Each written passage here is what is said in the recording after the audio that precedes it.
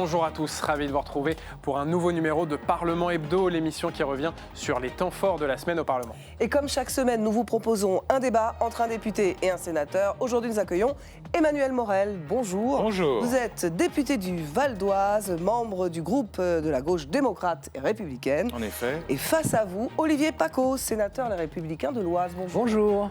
Vous reviendrez tous les deux sur l'adoption de justesse du budget de la sécurité sociale par l'Assemblée nationale. Un premier pari remporté par le Premier ministre Sébastien Lecornu qui doit maintenant faire adopter le budget de l'État au Parlement. Et cela s'annonce compliqué. On parlera aussi du vol des bijoux du musée du Louvre. Il y a un mois, les sénateurs ont auditionné les auteurs de l'enquête administrative sur ce cambriolage. Selon eux, à 30 secondes près, les policiers auraient pu empêcher la fuite des voleurs. Mais d'abord, le budget de la Sécu voté de peu, compte rendu d'une séance à suspense avec Elsa Mondingava.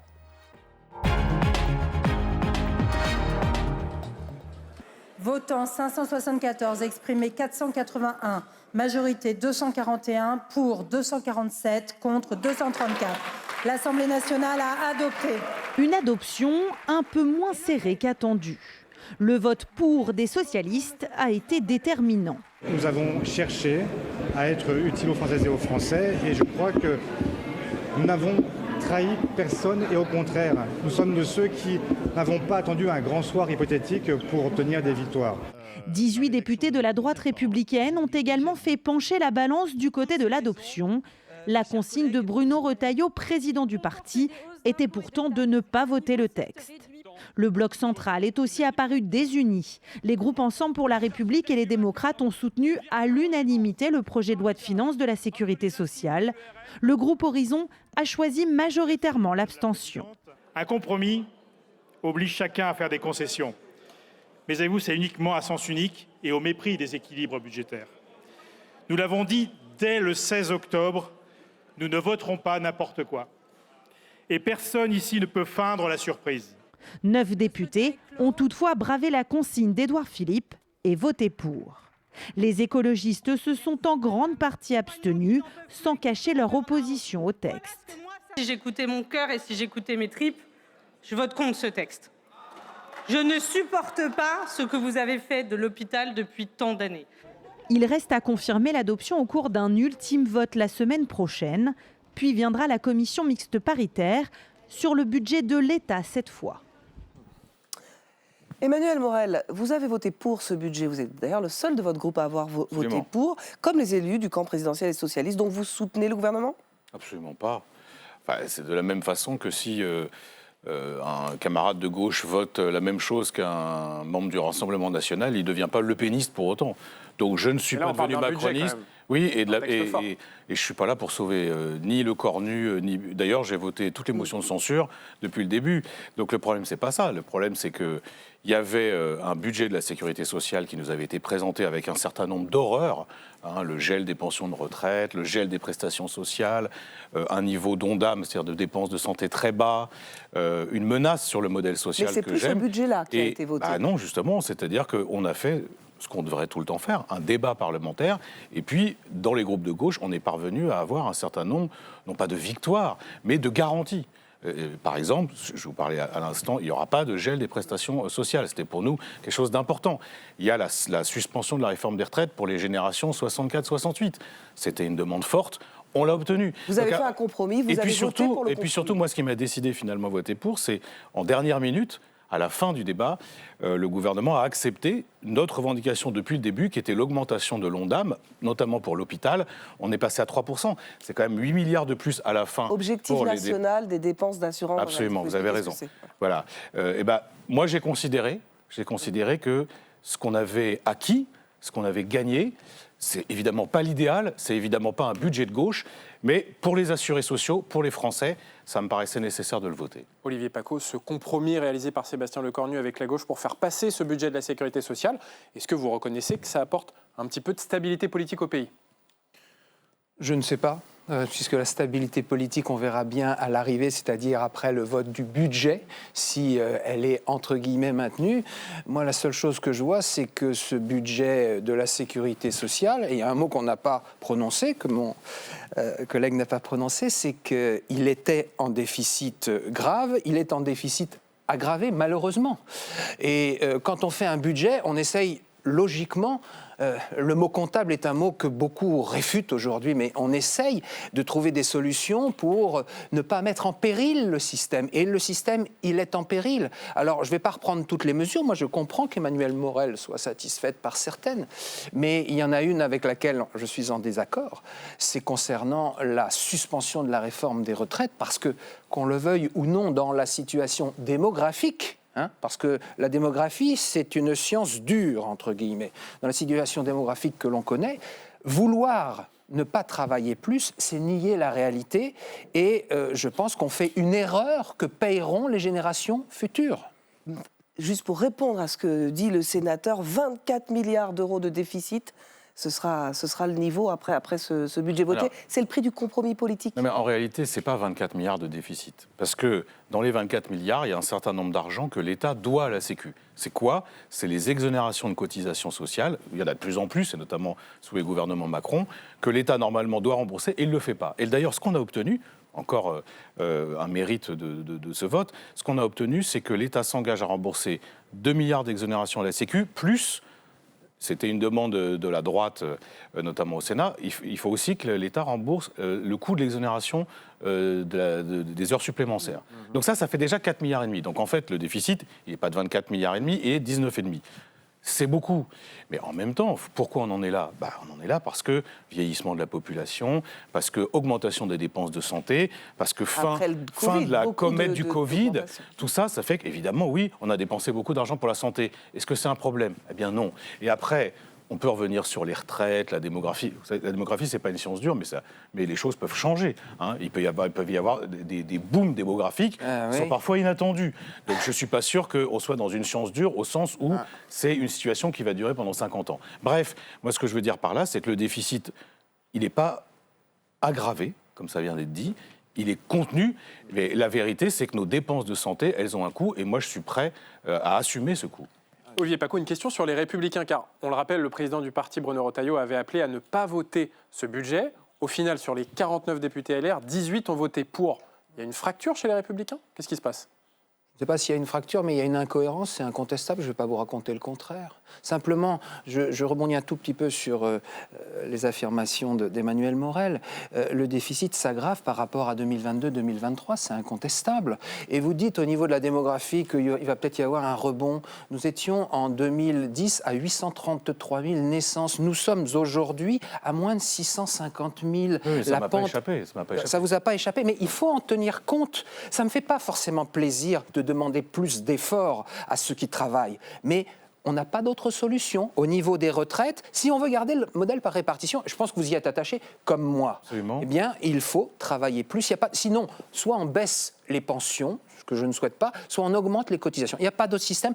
Tous les pays au monde ont abouti à cette conclusion qu'il fallait travailler plus. Il n'y a qu'en France que notre gauche et une partie de notre droite, visiblement, pensent qu'on peut s'en passer. Alors vous voyez, là on est au cœur du débat, parce qu'en réalité, il n'y a pas que le travail qu'il faut faire cotiser au financement de la protection sociale, il y a ce qu'on appelle le capital. Ça, généralement, la droite, et notamment la droite sénatoriale, ne veut pas entendre parler. Et d'ailleurs, dans le débat sur le budget de la Sécu, il y avait une proposition qui était portée par la gauche, mais aussi, en réalité, d'autres élus, qui étaient de dire il faut faire cotiser le capital, et notamment l'épargne, au financement de la protection sociale via la CSG. Et nous, on avait une proposition pour que l'épargne, alors on dit l'épargne populaire, mais excusez-moi, tous les Français n'ont pas un plan d'épargne en action. Ça n'est pas vrai. Tous les Français n'ont pas un encours de 70 000 euros en assurance vie. Et donc l'idée, c'était d'augmenter la CSG, de la mettre au même niveau pour le patrimoine que pour le travail. Ça n'a été accepté qu'à moitié. Le Sénat avait bloqué, l'Assemblée a un tout petit peu débloqué. Là aussi, on a des marges de progression pour des recettes supplémentaires. Et justement, l'effort du capital, c'est le cœur du débat budgétaire entre la gauche et la droite actuellement. Je voudrais qu'on parle du budget de l'État, puisque le Sénat a examiné ce projet de loi de finances. Et ce lundi, la majorité de droite et du centre du Sénat devrait voter sur l'ensemble de ce texte qu'elle a quand même remanié. Par exemple, les sénateurs Les Républicains ont supprimé les hausses d'impôts exceptionnelles prévues pour les grandes entreprises qui font des bénéfices. Et les sénateurs LR ont également valider les différentes baisses de crédits ministériels. Olivier Paccaud, on n'a pas l'impression que la droite sénatoriale est dans une démarche de compromis avec la gauche pour la suite de ce budget de l'État. Écoutez, moi, faire de la politique, c'est déjà défendre mes idées. Alors le mot compromis, je trouve qu'il peut être vicieux. Quelle est la position et la philosophie de la droite sénatoriale et du centre sénatorial? On fait un budget. Il y a 3 données de base. 1, on part d'une situation de 3 500 milliards de dettes. D'accord. 2, on est l'un des pays les plus fiscalisés déjà d'Europe et du monde. 3, la création de richesse, c'est l'entreprise, c'est pas l'État, qu'on le veuille ou non. L'État met en place un biotope fiscal, de lois sociales qui permet de créer de la richesse. Mais c'est l'entreprise qui crée de la richesse. Et nos amis députés n'avaient voté que la partie recette du PLF, le projet de loi de finances, et ils avaient effectivement déversé, ils s'étaient transformés en pépinière de surtaxes, ils avaient créé un nombre de taxes assez étonnantes ou augmentées, sauf la taxe qui a été rejetée au final par les députés. Hein. Oui, ils ont refusé ce qu'ils ont voté. Il n'y a que la taxe Zuckman qui a échappé un petit peu à leur créativité. Toujours est-il que le Sénat, lui, dans sa logique, depuis effectivement des années, a décidé effectivement de ne pas encore plus alourdir la fiscalité sur les entreprises. Ça ne veut pas dire qu'on est contre l'impôt. Je vais vous donner un seul exemple, excusez-moi. La taxe sur les colis, les petits colis, parce qu'ils viennent de Chine pour l'immense majorité, parce que c'est un problème environnemental, parce que c'est une concurrence déloyale pour nos entreprises, nous l'avons augmentée celle-là. Donc on n'est pas contre la fiscalité. Mais il ne faut pas pénaliser les entreprises, et notamment les entreprises françaises. Enfin, c'est surtout, vous ne voulez pas pénaliser les riches, hein.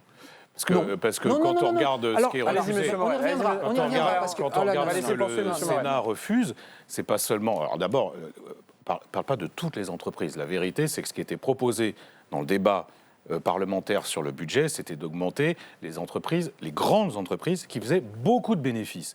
Et également les gens qui bénéficiaient parce que de cet argent via les dividendes. Quel est le problème qu'on a depuis plusieurs années?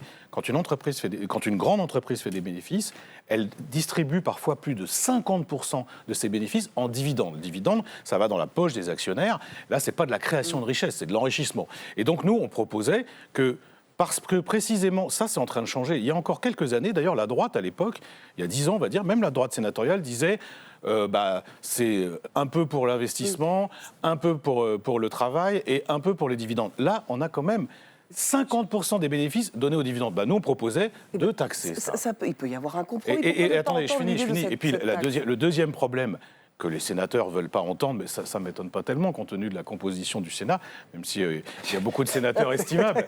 C'est-à-dire, c'est la droite traditionnelle dans toute sa splendeur. Et vous avez aujourd'hui des patrimoines, des grands patrimoines qui explosent, hein, majoritairement la droite, je veux dire. Vous avez des patrimoines qui explosent littéralement, et ces gens ne payent quasiment pas d'impôts. À un moment, il faut que tout le monde cotise à l'effort national. C'est ce qu'on propose. C'est finalement une mesure de bon sens, et je peux vous dire que n'importe quel électeur, même électeur de droite, il comprend ça. Mesure de bon sens, Olivier Paccaud. Mesure de bon sens, oui. Alors, effectivement, mais tout le monde est pour l'impôt, mais pas trop d'impôts. L'impôt, ça doit être un outil de justice et de redistribution fiscale, non pas de prédation. Vous avez un discours qui dit, voilà, nous, on cible avant tout les riches, les ultra-riches. Oui, c'est vrai. Si c'était la réalité, eh bien, votre discours serait accepté par tout le monde. Or, je vais prendre un seul exemple qui montre que le compromis, il est quand même difficile à accepter. La dernière idée de vos amis de la Cour des comptes, c'est, par le Conseil des prélèvements obligatoires, d'aller taxer, non pas les ultra-riches, mais d'aller prendre sur les livrets A, sur le petit plafond, voilà, faire bouger le plafond et aller taxer ce qui est juste au-dessus du plafond.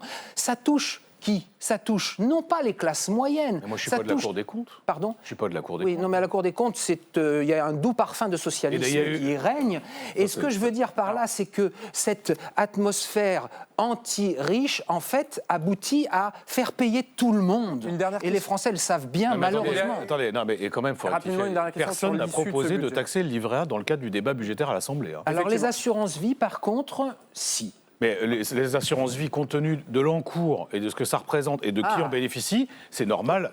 Ça serait normal que ça cotise aussi à la solidarité nationale. Quand même. Alors, bien sûr. Rapidement, pour conclure, après on va parler du musée du Louvre, comment vous voyez l'issue de ce budget de l'État, Emmanuel Morel? Est-ce qu'on va vers une loi spéciale ou est-ce qu'il faudrait un 49.3 de compromis avec la gauche pour Sébastien Lecornu? D'ailleurs, François Hollande demande ce 49.3. Oui, François Hollande, il fait ce qu'il veut. Là, le compromis, pour l'instant, on ne le voit pas. En tout cas, moi, ce que je peux vous dire, c'est s'il n'y a pas des mesures de pouvoir d'achat. Ça, c'est important, on n'en a pas parlé. Ouais. Notamment, moi, je pense à la baisse de la TVA sur l'électricité.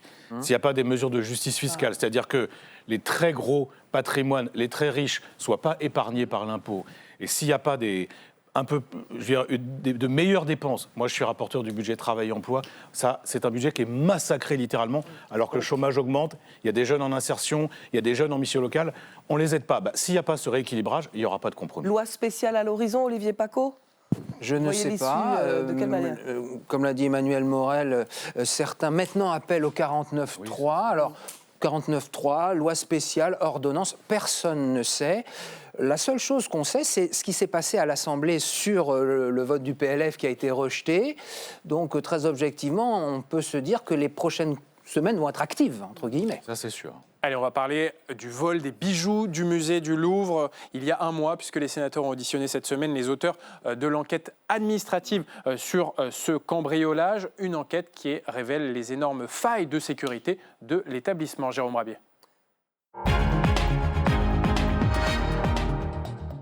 30 secondes, c'est le temps qu'il a manqué pour empêcher le vol des bijoux au Louvre. C'est la conclusion choc du rapport de l'enquête administrative présentée au Sénat par ses rédacteurs.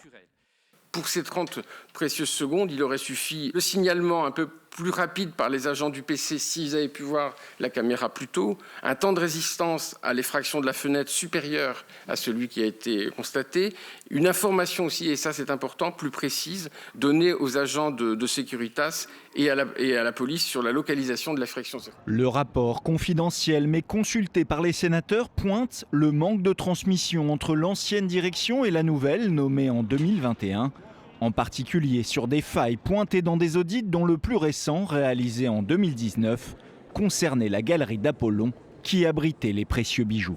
Cet audit avait montré clairement les faiblesses du point de vue de la fenêtre, de l'accès côté quai Mitterrand, et avait fait des préconisations précises de pose d'une caméra en face de la fenêtre, de renforcement des vitres de la fenêtre, de barrières à ultrasons au niveau de la fenêtre. Aucune de ces mesures n'a été appliquée. À la vue de ces conclusions, certains sénateurs veulent des responsables et réclament des décisions fortes. Madame Descartes, présidente du musée du Louvre, aurait dû démissionner ou présenter à nouveau sa démission. C'est une simple question de responsabilité. La présidente directrice du Louvre, Laurence Descartes, est d'ailleurs reconvoquée par la Commission de la Culture du Sénat mercredi, tout comme son prédécesseur Jean-Luc Martinez mardi, pour s'expliquer sur leur passation particulièrement ciblée dans ce rapport administratif. Olivier Paco, quand on voit toutes les failles de sécurité du musée du Louvre avec cette enquête administrative à la suite de ce cambriolage, comment vous réagissez en tant que sénateur? Il y a de l'étonnement? Il y a de l'étonnement, peut-être de l'agacement. Le Louvre est un des plus beaux, si ce n'est le plus beau, le plus grand musée du monde, avec une richesse patrimoniale tout à fait extraordinaire. Et visiblement, la sécurité du site, la sécurité des œuvres a été négligée. Alors, il y a des auditions en cours, mais on peut d'ores et déjà pointer effectivement des défaillances au niveau du système de sécurité. C'est incontestable. Vétuste.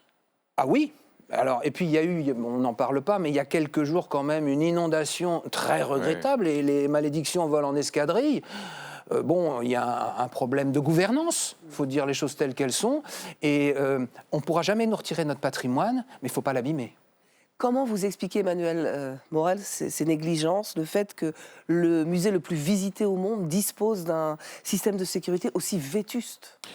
Il y a manifestement une sous-estimation des risques et un sous-équipement en matière de sécurité. J'entendais hier un collègue, Alexis Corbière, qui disait, parce qu'il a fait partie d'une délégation de députés qui a visité le site, il disait que le Louvre était moins protégé que le supermarché en bas de chez lui. Et c'était caricatural, mais manifestement, et ça depuis des années, il y a une sous-estimation des risques. Après, encore une fois, notre patrimoine, il faut le préserver, il faut le chérir, il faut le promouvoir, il est formidable. Tout ça, ça a aussi un coût. Et là, on en revient à une discussion budgétaire. Vous voyez, c'est important. Comme quoi, on fait le lien, parce que dans le budget de la culture, il y a tout ce qui est restauration et entretien du patrimoine, et ça demande beaucoup d'argent. Pourquoi ? Parce que la France est un des pays qui a la plus grande richesse patrimoniale au monde. On en est fiers, ça fait venir plein de gens, mais évidemment, ça a un coût. Et ces failles de sécurité du musée du Louvre, c'est l'illustration de manque de moyens pour la culture. Olivier Paccaud, des économies faites ces dernières années sur ce secteur culturel ? Attendez, le Louvre a son propre budget, ils le gèrent comme ils veulent. Visiblement, ils ont fait certains choix qui sont regrettables. Donc là, je pense que ce n'est pas de la faute de l'État macroniste, très honnêtement. Maintenant, je ne sais pas qui est le principal responsable, mais c'est évident qu'on a parlé de rapports qui avaient été faits, qui alertaient déjà dès 2018-2019 sur notamment la galerie Apollon et le fait que c'était quasiment ouvert à tous les vents. L'opération de vol qui a eu lieu, c'est une affaire de pieds nickelés. Ça aurait pu être dans un film d'Audiard. C'est tellement ridicule que le fait qu'il s'est réussi à partir avec quelques beaux bijoux et en faisant tomber devant les yeux des touristes d'ailleurs ébahis. Il filmait, enfin c'est assez pathétique en fait. Et donc je pense qu'on peut faire beaucoup mieux. Est-ce que aussi il n'y a pas un problème de la culture de la sécurité ? On a l'impression qu'elle était trop faible, avec des personnels qui ne sont pas forcément formés. Alors, déjà, il ne faut pas accabler les personnels parce que ce que montre l'enquête, c'est qu'ils ont fait leur job, c'est-à-dire protéger les gens, les visiteurs. Et on leur en sait gré, parce que c'est quand même leur boulot. Et après, j'ai l'impression de ce que je vois, parce qu'en effet, comme le dit très bien mon collègue sénateur, le Louvre, il a son propre budget, il a des ressources propres, il est presque à l'équilibre. Il y a un problème de hiérarchisation aussi. C'est-à-dire que, moi je comprends, et c'est évidemment très important que le Louvre consacre beaucoup d'argent à l'acquisition de nouvelles œuvres ou à la promotion de telle ou telle exposition, c'est bien sûr, mais à un moment, il faut hiérarchiser et mettre le paquet manifestement sur la sécurité. Ça n'a pas été le cas. J'ajoute aussi que ce qu'on entrevoit quand même, c'est une forme de désorganisation un peu structurelle qu'il va falloir régler.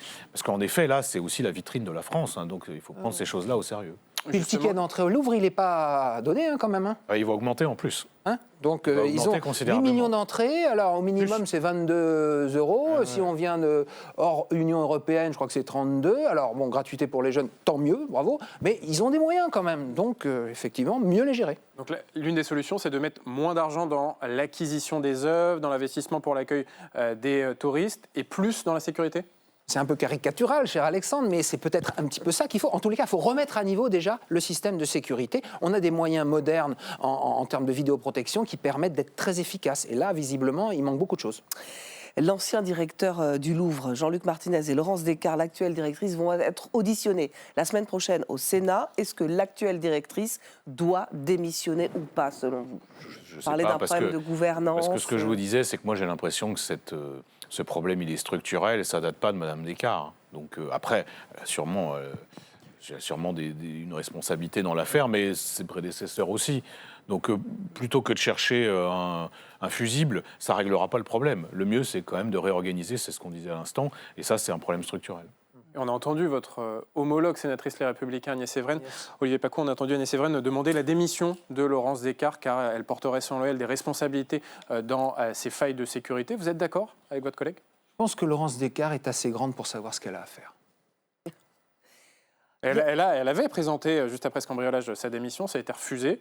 Eh bien, la personne qui a refusé sait ce qu'elle a à faire. C'est-à-dire Mme Rachida Dati, la ministre de la Culture, elle doit prendre ses responsabilités ? Écoutez, à partir du moment où Mme Descartes avait jugé qu'elle était responsable, eh bien, effectivement, je pense que sa démission aurait dû être acceptée, mais bon... Rachida Dati n'a pas voulu de la démission de Laurence Descartes, ça vous inspire un... Qu'est-ce que je vous dise, c'est pas le problème, c'est pas le problème principal. Oui. Voilà. Même si c'est bien que les gens assument leurs responsabilités, ça c'est sûr. Il y a quand même un problème de gouvernance, car on le disait, il y a eu des audits de sécurité sur les failles du musée du Louvre ces dernières années, et pas de transmission d'informations entre les différentes équipes de direction. Comment c'est possible ? Les auteurs de l'enquête administrative le disent, il n'y a pas d'archives au musée du Louvre, qui est le plus grand musée du monde. Quand c'est trop grand, effectivement, big is not so beautiful. Il faut peut-être effectivement, c'est assez facile de faire une bonne passation, entre guillemets, de ne pas laisser un bureau vide, mettre quelques dossiers. Michel Barnier sait de quoi il parle. Mais peut-être qu'entre M. Martinez et Mme Descartes, la passation n'a pas été aussi fructueuse qu'elle aurait dû l'être. Oui, ça certainement. Il y a un mouvement social lundi des personnels du Louvre. Ils ont raison de se mobiliser pour dire maintenant ça suffit. Absolument. Je pense qu'eux-mêmes, d'ailleurs quand on les entend, eux-mêmes, d'abord ils aiment le lieu dans lequel ils travaillent, ils en sont fiers et ils estiment qu'il y a beaucoup de choses à faire pour, non pas en changer l'image, elle est très bonne, mais changer les conditions actuelles d'organisation, d'entretien. Moi je soutiens ce mouvement et je ne doute pas un instant, là pour le coup, que ce soit à la droite ou la gauche, que les parlementaires sont à l'unisson de ces travailleurs qui se disent qu'il faut que les choses changent. Pour finir, Olivier Paccaud, quelles questions vous poserez la semaine prochaine à Jean-Luc Martinez, l'ancien directeur du Louvre, et à Laurence Descartes, l'actuelle? Cher Alexandre, je ne suis plus membre de la commission. Pardon, je suis membre de la commission des finances, donc je n'assisterai pas à cette... Et quelles questions faut-il leur poser selon vous? Je pense qu'on peut leur poser des questions sur effectivement le renforcement de la sécurité et le développement de la vidéoprotection du palais, oui, bien sûr. Merci beaucoup, c'est donc le mot de la fin. Merci à vous deux d'avoir animé ce débat. On se retrouve la semaine prochaine. Ciao, ciao.